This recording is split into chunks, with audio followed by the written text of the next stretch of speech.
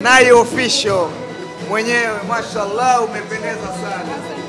Makeup woga ikukatai. Tusogee huku Nai kidogo, tupige story. Na shughuli ya shoga yako lazima na wewe uwepo, si ndio? Yeah, of course. Kwanza ni hongera sana. Nashukuru sana. Sio jambo dogo. Yeah. Siku ya kwanza shoga yako Poshy amekuambia bana, mimi na shughuli yangu naelekea kwenye ndoa, ulichukuliaje? Nilifurahi sana kwa sababu ni mambo ya Mungu na jambo la heri. Yes. Okay. Sawa. Tumepiga naye story, amezungumza vitu vingi sana kuhusiana na shughuli yake hii, na by the way amezungumzia kuhusiana na mume wake, ni Mgogo wa Dodoma ambako pia na wewe unatokea. Je, shemeji yetu unamfahamu? Maana amekuwa anapostiwa mguu tu, anapostiwa mara mkono. Yes, of course. Unafahamu? Yes. Na umebless kabisa. Kabisa. Tunampenda sana shemeji. Ulimuelezea tabia za Wagogo labda pengine? Wagogo wanapenda sana. Wakipenda wanakufa kabisa basi. So yeah. Kwa hiyo unaweza kuniambia kwamba Posh Queen yuko mikono salama? Kabisa. Okay. Sawa. Na tulikuwa tunajaribu kuzungumzia kuhusiana na shughuli yake. Yeye amesema kwamba shughuli inafanyika, then tarehe 4 kuna jambo. Yes. Tarehe 4 kuna jambo, watu wakae tayari. Okay. Yes. Kwa nini imekuwa hivi? I don't know, tuna vitu tu tumepanga, tumeamua kufanya vitu tofauti zaidi. Why, kwa nini huyu Mgogo anafichwa sana na Watanzania wanatamani sana kumfahamu wanaume wa Posh ni nani? I know, sio kila mtu anapenda kufahamika, wengine hawapendi. Ikifika wakati wa kufahamika atafahamika. Okay. Yes. Sawa. Posh amebadilika kwa asilimia kadhaa, labda pengine kuingia kwenye ndoa. Kitu gani cha ambacho pia kwa jinsi ambavyo umekaa naye kwa muda mchache, labda pengine amebadilika na Mgogo ataenda kuenjoy hii ndoa ambayo yuko nayo? Amekuwa mtulivu zaidi.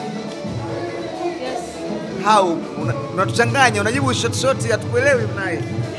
Mimi najua rahisi ya kuzoea. Mimi siwezi kuongea sana, yani na hivyo ya. Umekuwa mtu aibu kiasi hiki naye? Yes, of course. Kitu gani kimekubadilisha kiasi hiki naye mpaka umekuwa mtu aibu? Tunakuwa. Yes. Kitu gani kimekufanya mpaka ubadilike umekuwa naye? Jamani, kwenye biashara maarufu Dar es Salaam. Roja inatosha. Interview inatosha. No, yani kuna vitu vingi. Na bwana, juzi tumeona video fulani. Wewe nadhani utakuwa ushanielewa kidogo. Tumeona video fulani zikisambaa kwenye mitandao ya kijamii. Zile video zilikuwa zinamhusisha mchezaji wa Yanga ambaye sitopenda kumtaja jina. Sawa, baada ya zile video kuwa zime link. Na sasa unaenda wapi? Kumbe yule mchezaji wa Yanga yuko chini. Na sikiza. Naye. Baada ya zile video zilimhusisha ndani ya fulani. Usipepese Kendrick. Alikuwa mdogo wake yuko live TikTok na akaonekana anapika. Then baada hapo akaonekana Bwana Pacome.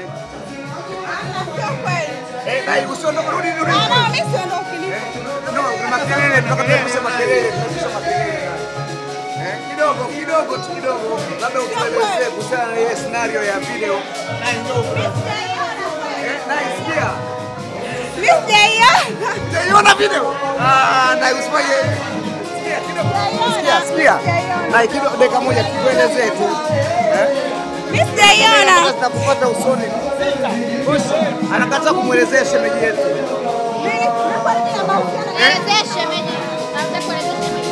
Umemwambia baada ya ndoa. Jamani amesema ana mahusiano mwacheni shoga yangu na matatizo gani? Ndoa ya kwako inafanyika kwake na Pacome. Mume wake tunamtangaza sasa hivi. Jamani, sema hongera naye. Umeweza.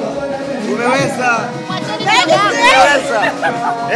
Mwacheni shoga yangu jamani. Ndoa yake naye lini?